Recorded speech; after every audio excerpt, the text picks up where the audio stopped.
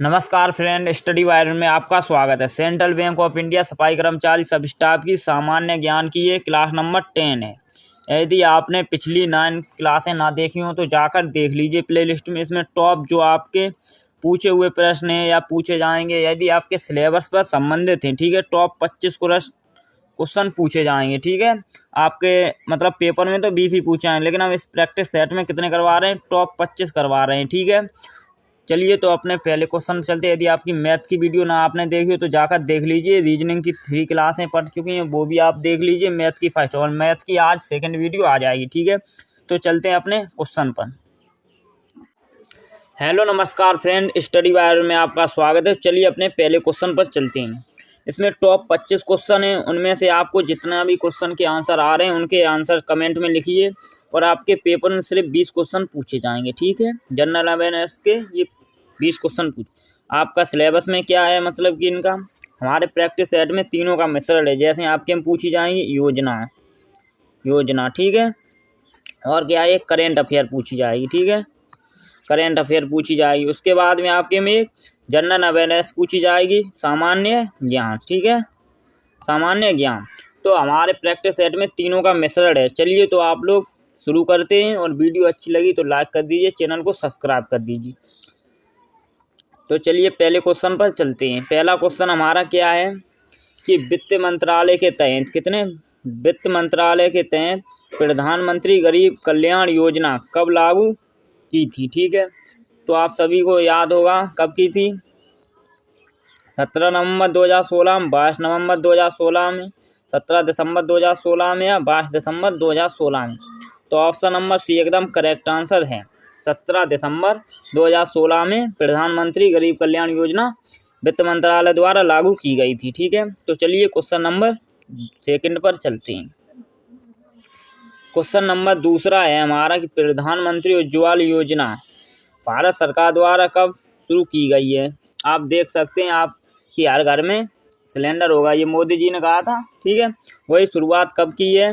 तो ये कब की है? 2015 में की है, 2016 में की है, 2017 में, 2018 में। तो ऑप्शन नंबर बी एकदम करेक्ट आंसर है। 2016 में ये योजना शुरू की गई है। चलिए क्वेश्चन नंबर 3 है हमारा कि भारत सरकार द्वारा प्रधानमंत्री जन धन योजना, ठीक है, जन धन योजना MPJDY कब शुरू की गई है? ये कब शुरू की गई है?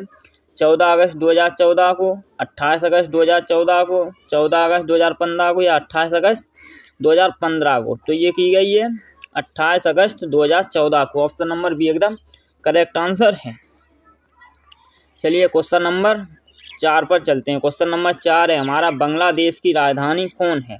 देखिए, भारत के जितने भी पड़ोसी देश हैं उनकी राजधानी और उनकी मुद्रा जरूर रट के जाइए, क्योंकि भारत की ये हर एक पेपर में भी पूछा जाता है, भारत के पड़ोसी देश और भारत के राज्य की राजधानी। ठीक है, तो देखिए ये कौन सा है? अबूजा है, ढाका है, मॉस्को है, या मेक्सिको सिटी है? तो ये क्या है? इसकी ढाका है। क्या है? ढाका है। ऑप्शन नंबर बी एकदम करेक्ट आंसर है।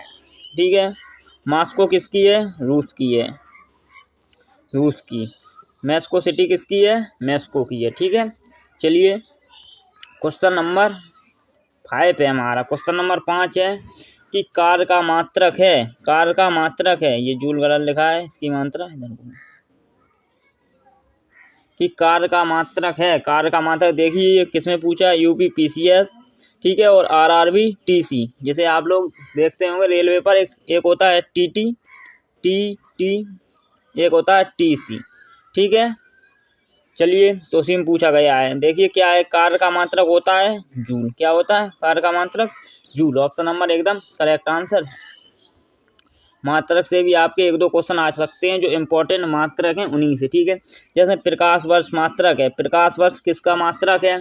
आप लोग प्रकाश वर्ष है तो आप लोग ज़्यादातर वर्ष पर क्लिक करेंगे, लेकिन ये गलत है। ठीक है, प्रकाश वर्ष किसका है? दूरी का है, समय का है, प्रकाश का है, या धारा का है, और ना ये प्रकाश का है। ठीक है, तो ये दूरी का मात्रक होता है। ये बहुत ही क्वेश्चन में पूछा गया है, जैसे कि अभी UPSSC पेट में पूछा गया था, उसमें ये गलत कर रहा है। क्यों कर रहा है? जैसे उन्होंने पढ़ा कि प्रकाश वर्ष मात्रक है, तो वो ज़्यादातर प्रकाश पर या समय पर क्लिक करके आए हैं।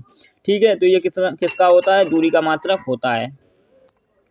चलिए क्वेश्चन नंबर 7 है हमारा कि विक्रम संवत प्रारंभ हुआ।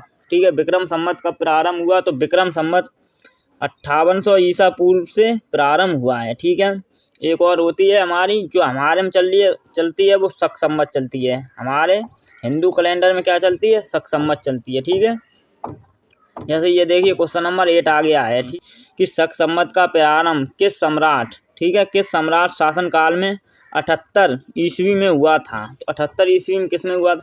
ये आप देख सकते हैं कितने एग्जाम में पूछा हुआ है। ठीक है, SSC में, CRPF में। ठीक है, तो आप सब देख सकते हैं किसमें? अशोक में, कनिष्क में, या हर्ष के में, या समुद्रगुप्त के में। तो ये कनिष्क के शासन काल में शक संवत प्रारंभ हुई है। ठीक है, चलिए ये क्वेश्चन नंबर 9 है। क्वेश्चन नंबर 9 है हड़प्पा सभ्यता की खोज किस वर्ष हुई थी? हड़प्पा सभ्यता की खोज किस वर्ष हुई थी? तो हड़प्पा सभ्यता की खोज कब हुई थी? 1935 में, 1942 में, या 1901 में, या 1921 में। तो ऑप्शन नंबर डी एकदम करेक्ट है, 1921 में। किसने की थी? दयाराम साहनी ने। ठीक है, क्वेश्चन नंबर अगले पे चलते हैं।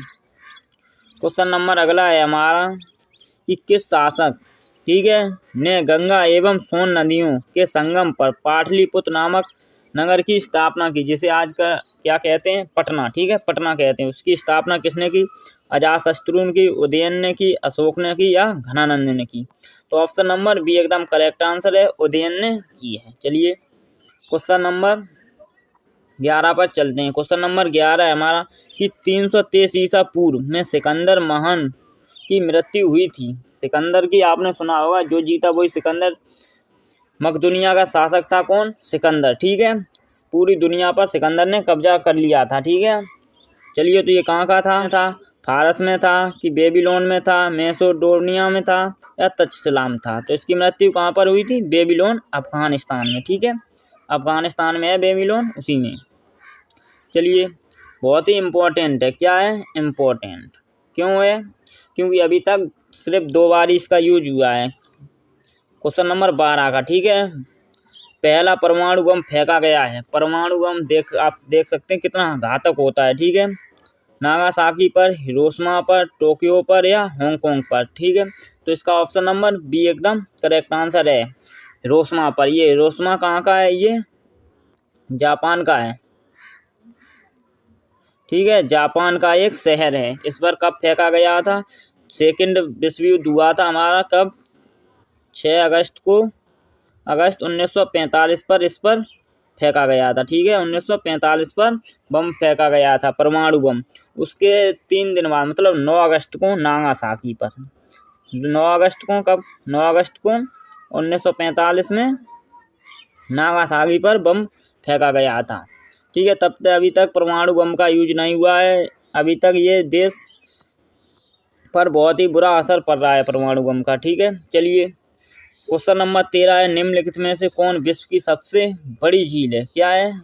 यहाँ से पढ़िए, विश्व की सबसे बड़ी झील तो कौन सी है? कैस्पियन सागर है, अलर्ट सागर है, सुपीरियर सागर झील है, सुपीरियर झील है, या विक्टोरिया न्याजा है। ठीक है, तो ये कौन सी है?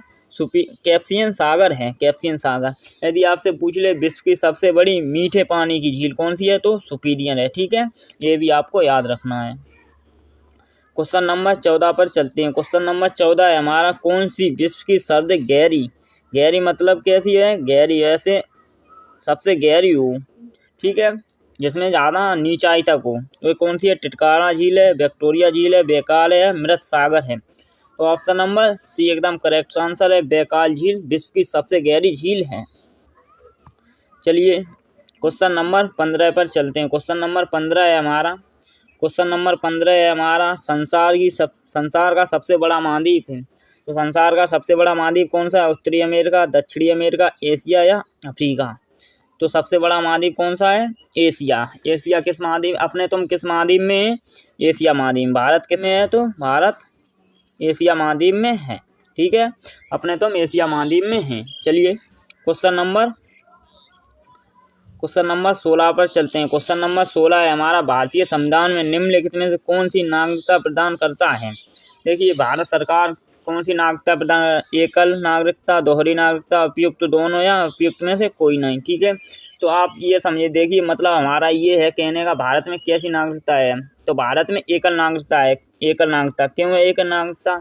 हमारी देखिए राज्य की नागरिकता हो चाहे पूरे भारत की हो, तो हमारी क्या रहती है, भारत के नागरिक हैं। ठीक है, ये नहीं कि हम यूपी के नागरिक हैं, कि हम एमपी के नागरिक हैं। ठीक है, कि झारखंड के, सो नहीं। देखिए अमेरिका में क्या होता है, अमेरिका में दोहरी नागरिकता है अमेरिका में। ठीक है,